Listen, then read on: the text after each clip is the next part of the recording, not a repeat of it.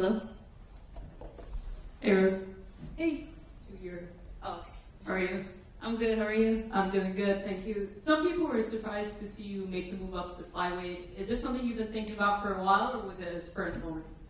No, I've been thinking about it for a while. Honestly, like when I originally made a bunch of goals for my career early on when I was younger, being a 2 division champ was kind of like on the end of the list, but it was there. And so, yeah, here we are. And, I think I'm known for surprising people, so, it's just kind of my style. And you haven't competed since May of 2022, so what has the physical transformation been like to flyweight? Yeah, I think just progressively, like early on in my career, I was maybe a smaller strawweight, you would say, and then over time as I've matured and my body changed, each fight the cut would get bigger and bigger. And this last fight, I think the fight with Carla, I think that weight cut I finally had like the sunken in eyes, and you know what I mean, like the thing that most fighters kind of deal with, and I didn't like that. I never really enjoyed cutting weight anyways, or I never really liked when people did like those huge cuts.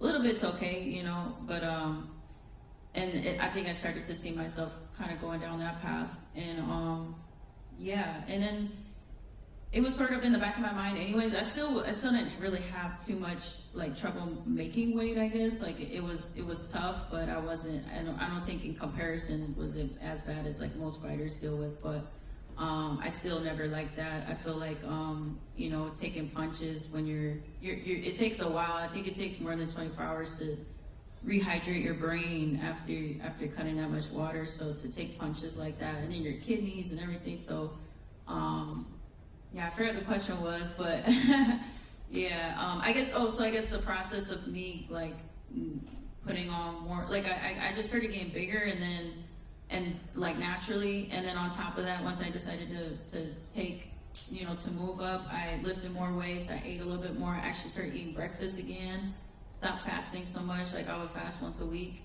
when I was at strawweight. So and I still fasted a couple times during this camp, but I just kind of just ate a little more and lifted weights more, and I naturally put on like a couple pounds of muscle and maybe a little bit of some juice, a little bit of fat. But no, and then I think, and then naturally as I gotten closer to this fight, like the weight started just kind of coming off naturally. And with that all being said, is flyweight your permanent home now? Yeah, flyweight, I can't see myself going back down again, that, I don't know, like now I'm kind of naturally just walking around at like 135, so, or waking up at 135, so to go all the way down to 115 would be tough. And you're fighting Manon Fiorot, who's top contender. Some people felt like she probably would have gotten a title shot if she didn't get injured. You said she's a challenge that excites you. What is it about Manon that excites you? Yeah, I think just her like traditional martial arts background, her coming from karate, I come from taekwondo, just her movement, her length, and like her height. Everybody kind of says like, oh, flyweights are bigger and this and that, but like I feel like fighting some of the shorter fighters at strawweight was kind of more of a challenge for me sometimes.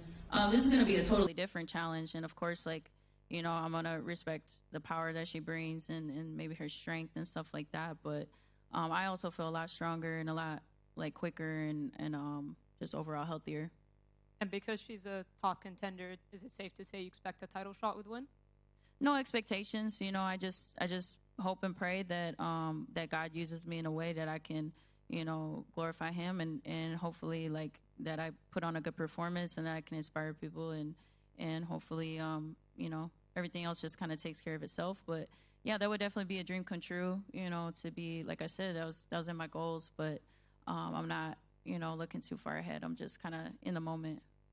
And I know you just said you're not looking too far ahead, but Valentina is going to rematch Alexa Grasso. First of all, how do you see that fight playing out? And I know you've trained with Valentina before, so would it be hard potentially fighting her? Yeah, like that would, I really look up to her, and like she's definitely like, I've always, as of recently, she's been like my favorite fighter, like kind of before becoming the champ. Like she kind of gave me that confidence, training with her to feel like I could really do that. And so yeah, I'm forever grateful for that. And it would be awesome to see her to get that belt again. I think approaching this fight with Alexa, I think as long as she makes more adjustments than just like, okay, let me make sure I don't make that one mistake that I made in the fight. As long as she makes sure she's getting better everywhere, I have full confidence that she's gonna be able to get it back. But if she approaches it like, oh, I just slipped up and that's it, like she just took my back, like no, like I think you have to respect the full performance of Alexa Grasso and in order to beat her, because I think she was the better fighter that night. And as long as you have the right attitude, like, I think she ultimately, Valentina, I believe, is the better fighter. And would it be hard to potentially fight her? Would it be hard? Yeah, considering. Of course. Yeah. I mean, hard because you used to train with her. Oh, because, well, I mean, the way she trains, I mean, it felt like it was a freaking fight the whole time. So I don't know. Like, of course, that would be difficult. Yeah, like, because I have so much respect for her. But I know that, the martial artist that she is, like, she will fully understand as well. And I think she would be excited for that as well. I don't know exactly how she feels about it, but, like, yeah, I guess there's no point in really, like, talking about that now because I gotta do what I gotta do Saturday, Yeah, and one last one for me. Does it bother you that people judge you off of that last performance when you've given us so many amazing knockouts and fights and highlights? It did at first, but like I kind of deserved it. You know what I mean? Like I was a little bitter. But yeah, like I just had to kind of get out of my feelings a little bit and realize that, yeah, like I might have things and challenges that I deal with, but it's that's not anybody else's business, right? So they're just here to be inspired, to be entertained, or to learn something. And that's my job as a martial artist, is to go out there and do my job. And I did my job, but like I definitely could have did a better job. So yeah, it was a process, but yeah. Rose, just one more on that. Did you watch the fight back? And when you did, what did you think of the commentary? Because I remember listening to it that night thinking they were pretty harsh on both of you guys. And they were kind of shitting on it, basically. I'm wondering if you had any thoughts on that.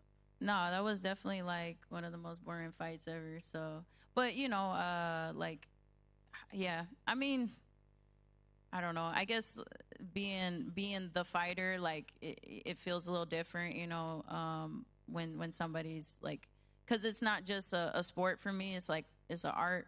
And so, when somebody critiques your art, you get a little emotional about it. But ultimately, like, that's fair to say what they had to say, because it was really nothing really happened. I just, I was kind of in my feelings about it, because I felt like, okay, it's that there's always this like unspoken thing of like the challenger's got to take it in order to get it, right? But whatever, it's my fault.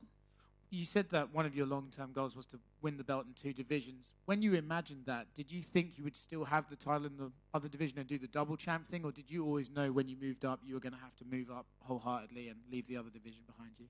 No, I wasn't thinking about any of that. I just, I guess back then I was maybe thinking about like winning that fight and then maybe having one more strawweight or just moving up like after that. So. But I don't know, like, all the logistics that, like, you know what I mean? I wasn't in that position before, so I didn't really think about that. You mentioned that you're feeling stronger and faster. Was that, do you think, able to do that? Because often we hear these guys, people move up, they lose their speed in return for power, right? But do you think because you took a while to slowly transition up, you've managed to keep both? Say that one more time. Do you feel like because you took a while to slowly move up in weight, you feel like you've been able to sort of not lose the speed that you once had? Yeah, I also think like I'm healthier too, but also like I'm more mature and like experienced, and I feel like my timing's gotten a lot better. Like I'm doing the things that I would do on accident when I was younger, but I'm actually understanding why I'm doing what I'm doing. So it's like, it's kind of a little bit of everything, being healthier, but also like being more experienced. Mm-hmm. Rose over here. Mm-hmm. It's your first time fighting in Europe. I wonder when did you get to Paris, and how have you adjusted to the time difference? I got to Paris, like, we flew out Thursday, got here Friday night, and had the weekend to just, like, sleep a lot. I've been sleeping a lot, so I feel like I'm on a schedule now, and I feel very adjusted. But yeah, I've traveled, like, in other countries to fight before, and having this extra time definitely was, like, the right move. And earlier this year, you visited Lithuania. I wonder, what was that experience like for you? Man, that was magical. That was it kind of, I as a champion, like, during my last title reign, and even before that, the first one, I always, like, put a lot of, like pressure on myself to try to, like, you know, do good things for the community, or try to, like, help other people, because, like, what we do sometimes feels very selfish, and so I never really felt like I had that, like, what fruit am I really producing? Like, okay, I'm winning fights, I'm maybe, like, making some, you know, people excited, or, you know, providing something, but, like, I wanted to see the actual fruit, like, that I was bearing. And so that, sitting next to my other grandma on my dad's side, sitting next to her at the documentary premiere of my own documentary, like, in the theater with, like, hundreds of Lithuanians there that were, like, so happy to see me, and, like, what I kind of did for them, and just representing that country and everything that country's been through, and acknowledging that history and stuff. That was, like, and then I watched myself talking about, like, having the belt, you know, and then being like, I want to, you know, produce fruit with the seed that I've been given. Like, when I saw that, and then sitting next to my grandma watching her see that, it was like, this is it, you know. And so it finally, like, and I realized that bearing fruit kind of takes time. It's like daily watering the plants, and not just, like, instant. It doesn't happen instantly. It has to daily acts of faith produce fruit over time. And did the Lithuania trip and your Lithuanian roots make it easier for you to accept this fight in Paris? Actually, yeah, because I don't know if it made it easier, but it made it more attractive for sure. Like, just being in Europe, I even, you know, had a relative that wanted to come here. It didn't end up working out, but you know, I do have a lot of Lithuanian fans in London as well. So it's just like, yeah, it's yeah, it definitely, even, like, the city kind of reminds me a little bit of, like, the capital in Lithuania. So it's cool. And last one from me. It's rare that people kind of root against you because you're such a fan favorite, but now you're going into enemy territory to fighting a French fighter in France. Wonder, what kind of reception do you expect from the Paris crowd? No expectations, you know, like, I'm just going out there to be myself, and whatever the crowd presents, if they want to cheer, boo, whatever, you know, I'm here to do my job, and yeah, I understand, like, I'm not gonna be mad if they want to root for their person, you know. Thank you. Yeah.